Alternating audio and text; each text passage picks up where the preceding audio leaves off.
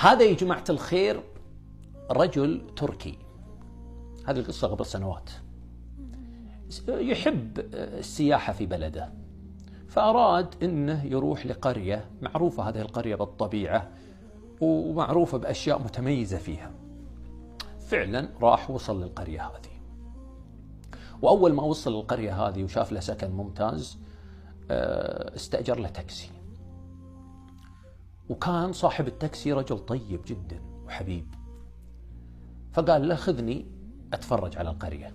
خلاص، والقرية طبعا معظمها فلاحين مزارعين.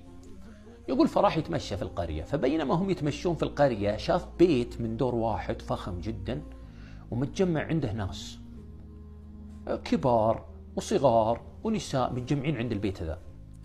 فقال هذا السائح، يقول لراعي التاكسي: يا أخي